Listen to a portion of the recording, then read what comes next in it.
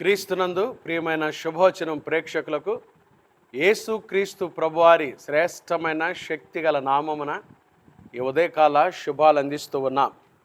దేవుని బిడ్డలారా, ఎలా ఉన్నారు? ఆరోగ్యంగా ఉన్నారా? ఉదయం లేవగానే ఎలా లేచారు? దేవుని మహిమను తలపోసుకుంటూ లేచారా? నమ్మదగిన దేవుడు ఉన్నాడని దేవుని కృపకు అప్పగించుకొని లేచారా? దేవుడు గొప్ప కార్యాలు చేయబోతున్నాడు. విశ్వసించండి. ప్రభు మీ కలవరాలన్నీ కొట్టివేయునుగాక. ప్రభు మీకు సహాయం చేయనుగాక. ప్రభు మీ పక్షమై నిలుచునుగాక. ఈరోజు మన శుభవచనం కొరకు 66వ కీర్తన 20వ వచనం.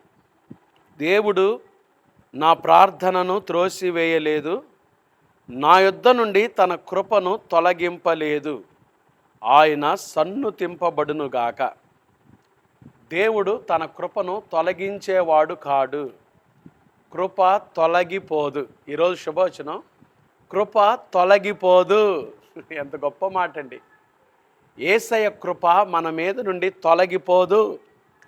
ఎప్పుడైతే యేసుక్రీస్తు ప్రభునందు విశ్వసించామో, యేసు ప్రభుని మన సొంత రక్షకునిగా అంగీకరించామో, ఆయన రక్షణలోకి రావటానికి కూడా పనిచేసింది దేవుని కృపే. మనము విశ్వాసము ద్వారా దేవుని కృప చేతనే ఏం చేయబడ్డాం? రక్షింపబడ్డాం కదండి. మన రక్షణకు కారణము దేవుని కృపే. దేవుని కృపలో నుండి మనం ఎప్పుడు తొలగిపోలేమండి. ఎందుకంటే ఆయన కృప ఎంతో గొప్పది.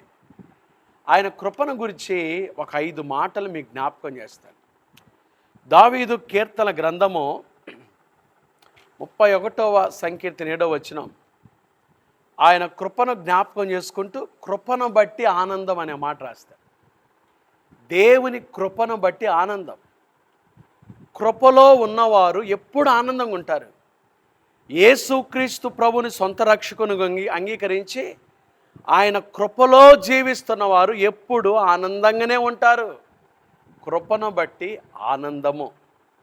రెండవ మాట, కీర్తనలు 32:10వ వచనంలో, యెహోవా యందు నమ్మిక ఉంచు వారిని కృప ఆవరించుచున్నది. కృప ఆవరిస్తుందంట. దేవుని యందు నమ్మిక ఉంచి జీవించడం ద్వారా దేవుని కృప మనల్ని ఏం చేస్తుంది?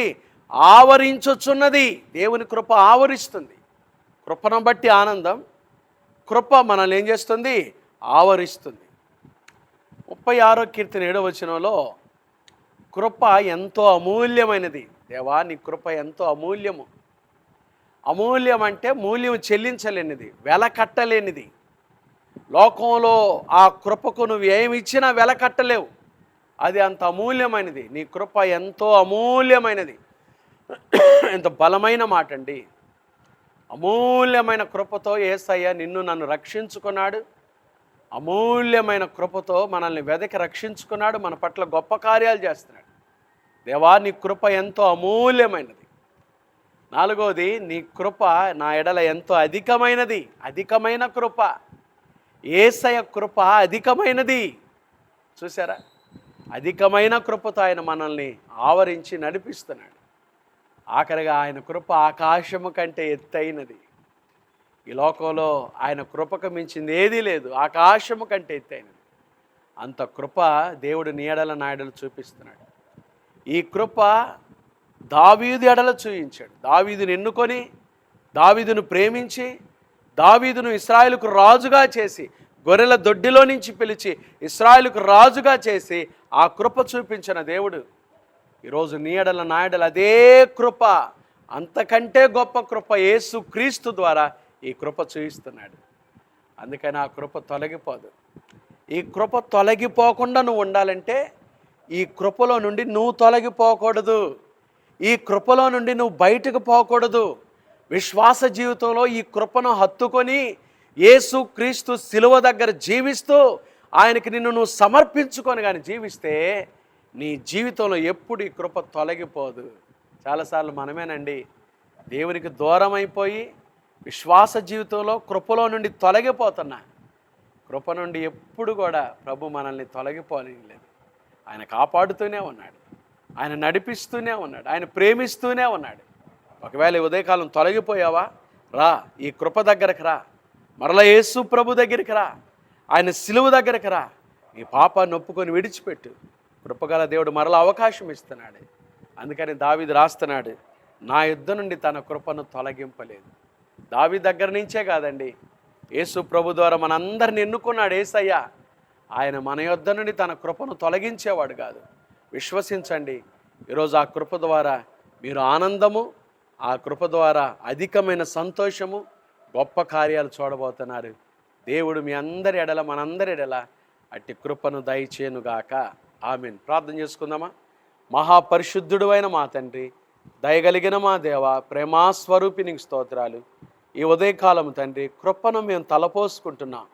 నా యుద్ధ నుండి తన కృపను తొలగింపలేదని దావీదు పలికిన మాట మేము జ్ఞాపకం చేసుకుంటున్నాం. మీ యందు విశ్వాసం ఉంచి విశ్వాస జీవితంలో జీవిస్తున్న మాడ మీ కృప అధికమైనది. మీ కృప మమ్మల్ని ఆవరిస్తుంది. కృపను బట్టి ఆనందం, కృప అమూల్యమైనది, ఆకాశము కంటే ఎత్తైనదనే మాటలు మేము విన్నాం. అయ్యా, ఈ కృపను మా యుద్ధ నుండి మీరు తొలగించనందుకై స్తోత్రాలు. మేమే అనేక సార్లు ఈ కృపలో నుండి తొలగిపోతున్నాం. అయినప్పటికీ వెదకి రక్షించి మమ్మల్ని పట్టుకొని ప్రభా మీ కొరకు సాక్షులుగా చేసుకున్నందుకై స్తోత్రాలు. ఇంకెన్నడూ మా జీవితంలో ఈ కృపలో నుండి తొలగిపోకుండా సహాయం దయచేయండి. అయ్యా, ఈ కృప ద్వారా రక్షించుకున్నారు. ఈ ఉదయకాలం ఎంతమంది అనారోగ్యంతో ఉన్నారో ఈ కృప ద్వారానే బిడ్డలను స్వస్థపరచండి, క్షేమాన్ని దయచేయండి. వారి జీవితాల్లో కృపాక్షేమములు దయచేయండి.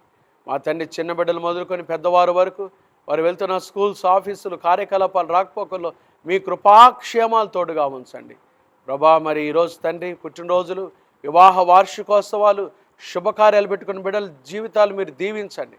వ్యాపారం చేస్తున్న బిడ్డలు వారి వ్యాపారాలు దీవించండి. చేతుల కష్టార్జితం చేస్తున్న బిడ్డలు వారి కష్టార్జితాన్ని దీవించండి.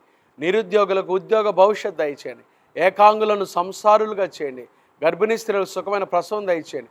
గర్భం లేని తల్లులు ఎవరైతే ఉన్నారో వారి గర్భాలు తెరిచి బిడ్డలను ఆశీర్వదించమని ప్రార్థన చేస్తున్నాం. అయ్యా తండ్రి, పరీక్షల్లో ప్రభా చదువుకుంటున్న బిడ్డలకు విశేషమైన జ్ఞానం దయచేయండి ప్రభా. హాస్టల్లో ఉంటున్న మా బిడ్డల చుట్టూ మీకు కంచివేయండి. నాయన హాస్పిటల్ ఐసీయూలో రోగులను ముట్టి బాగు చేయండి. ఈ దిన జీవిత యాత్రలను ఎదుర్కొని పోయే ప్రతి శోధన, కీడు, అపాయం తప్పించి మీ క్షేమాన్ని, మీ కృపను ప్రతి ఒక్కరికి దయచేయమని ఈ శుభవచనం ద్వారా మీ కృపతో ఒక్కొక్క కుటుంబాన్ని, ఒక్కొక్క బిడ్డను నింపి ఆశీర్వదించమని యేసు నామమున ప్రార్థిస్తున్నాము తండ్రి. ఆమేన్. త్రియేక దేవుని ప్రేమ, కృప, సమాధానములు ఈ ఉదయకాలం ఆయన సన్నిధులు ఈ శుభవచనం ద్వారా ఆయన దర్శించిన దేవుని ప్రియులందరికీ శుభవచనం ద్వారా దేవుని కృపను తలపోసుకుంటూ కృప దగ్గరకు రావడానికి ఇష్టపడిన దేవుని ప్రియులందరికీ ఇప్పుడు ఎల్లప్పుడు ప్రభు రాకడ పర్యంతము తోడైండునుగాక. ఆమేన్. God bless you.